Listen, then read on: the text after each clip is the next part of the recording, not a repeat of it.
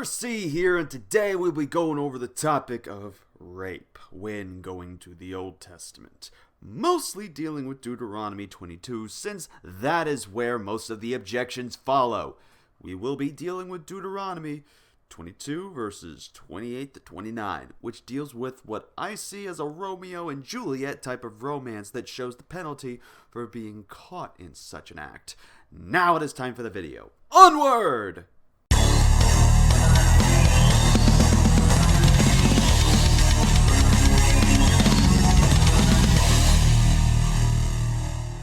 A while back, I briefly talked about this topic and explained at least verses 28 through 29 with Shannon Q on the Heathen Hour podcast with Godless Cranium. While the conversation escalated a bit, it wasn't bad nor irrational. However, I felt that more information on this should be expounded upon for those who still have questions and doubts regarding the matter. So let us address the verse in question. The verse says, "If a man find a damsel that is a virgin, which is not betrothed, and lay hold on her, and lie with her, and they be found, then the man that lay with her shall give unto the damsel's father 50 shekels of silver, and she shall be his wife, because he hath humbled her. He may not put her away all his days." So far, this seems almost like it is in reference to rape. However, we must examine this in light of the original context of the ancient Near East, as well as to refer to the original Hebrew language of these passages.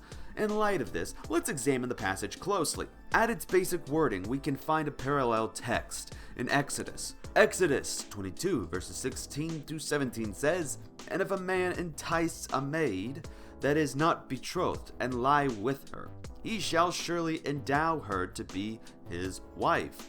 If her father utterly refuse to give her unto him, he shall pay money according to the dowry of virgins." So here we see that the same scenario is in mind here. Then comes the objection, since some people can't see what I see here, and they'll say, "But doesn't it say lay hold on her instead of entice?" While the Hebrew words are different, they do mean the same thing. While some translations use the word rape, they are in error and no translation is perfect all the time. The Hebrew word used in Deuteronomy is tafas, which can mean simply to lay hold of without force. Brown Driver Briggs defines it as lay hold of as well as wield. The examples this uses are even shown that the word here can't imply rape. In fact, Vine's complete expository dictionary of Old and New Testament words shows us these multiple examples. First of all, Vine's in the section of the English word to take, handle, defines it to mean, quote, "It expresses the idea of grasping something in one's hand in order to use it." One example of the word being used to indicate not rape or force is in Genesis chapter 4 verse 21, where it says Jubal handles a harp. The word for handle here is tafas, which is the same word used in Deuteronomy 22 verse 28. Then you have Ezekiel chapter 21 verse 11, Jeremiah chapter 46 verse 9, Amos chapter 2 verse 15, and Jeremiah chapter 50 verse 16 that describe the wielding and the laying on of weapons and shields, not force or rape. Jeremiah 2 verse 8 also mentions the handling of the Torah. Nowhere is this a forceful hold or a rape that is being viewed in the context. Also keep in mind about something in which it points out that they are found versus he is found. It is clear verses 28 to 29, the text in view, is referring to a consensual sexual encounter and not rape, since verse 28 says, "if they are found," which literally means her and they are discovered, suggesting willing participation from both parties. It does not say, "if he is found." As Old Testament scholar Edward J. Woods points out, quote, "The terminology here is different than in the case of rape in verses 25 to 27, which points rather to a case of seduction with the expression, 'and they are discovered,' verse 28b. If they are discovered, then the man is obligated to marry the girl and is prevented from ever divorcing her, verse 29b. To help narrow down the Hebrew context of the situation here, let's turn to the Hebrew word anah, which is the word for humbled or defiled in verse 29. Mounce's complete expository dictionary of Old and New Testament words says the following on page 9, quote, Anah is used in reference to rape, Judges 20 verse 5, 2 Samuel 13:12, 14 and 22, Lamentations 5:11, and consensual encounters in which a woman's virginity is lost, Deuteronomy 21 verse 14, Deuteronomy 22 verse 24, and 29. Even in the example of comparing rape and consensual encounters that uses this word, Deuteronomy 22 verse 29 is placed in the context of consensual encounters versus the rape encounters in which the word is used. The context of tafas and anah indicates with these two words used together in this context that they imply a non-rape scenario. But besides that, what else do we have? If we examine verses 25 to 27, we should know and see that this is actually talking about rape here. And we know this because the word used for force her is hazak, which means, according to Brown Driver Briggs, to take hold of, in this case, which Deuteronomy 22 verse 25 is cited, with violence. Mounce's dictionary defines it in this instance as the following on page 691. Quote, the word can describe compelling force used to overpower others, and it gives the example, the awful incident in Deuteronomy 22:25. There are examples used elsewhere in the Old Testament where it refers to the context of violence and force, and by lexical and contextual evidence, Deuteronomy 22 verse 25 is a case of rape, and it's which the punishment that follows is death upon the rapist. So this verse itself proves that rape cannot be and is not allowed in the Bible, since the Bible has condemned it to the point of death. Now let's go over the marriage and the 50 shekels, which is another objection that's usually brought up. Why would this occur? Well, basically, this is another case of us having to examine and allow a culture to work in its own way. We obviously live in a different time, and compared to the ancient Israelites here. So this must be kept in mind when examining the culture and not allowing our minds to filter and distort what is actually going on here. So just think about this. Try to bring, for example, if you could, democracy to a place like Saudi Arabia. What would be required to change a certain mindset?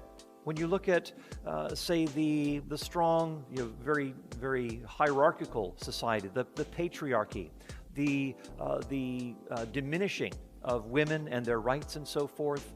We think of honor killings and so on. Well, any sort of change that would come would have to be done incrementally. Just because you change the laws doesn't mean that the people are suddenly going to change their minds about things, that their lifestyle is somehow going to be altered. Bruce Birch, an Old Testament scholar, talks about how the ancient world is very, very different from our own. We ought to be careful about superimposing our own assumptions about how things ought to be done on an ancient world. And we see a lot of things that have developed in the Western world thanks to the influence of the Christian faith, with its emphasis on human dignity, human rights, and so forth. But he talks about how these texts are rooted in a cultural context utterly unlike our own, with moral presuppositions and categories that are alien, and in some cases repugnant to our modern sensibilities. I think if we recognize that, I think we're going to see that we can just treat the Old Testament, look at the Old Testament in its own right, rather than thinking that it's got to live up to some sort of a modern standard. Oliver O'Donovan from Britain talks about how there's a suspension that is needed, a suspension of moral judgment to allow an ancient society constructed on different terms from any we know to express its own moral priorities. So C.S. Lewis puts it this way. He talks about guarding against a chronological snobbery, that we're so much better than those people back then. Now, since the virgin was defiled and lost her virginity, she was not going to be able to marry or be engaged to other people, since the culture around her was very strict on the concept of marrying a virgin, as well as the purity laws. So the best thing for the woman was to marry the man whom she had sexual intercourse with.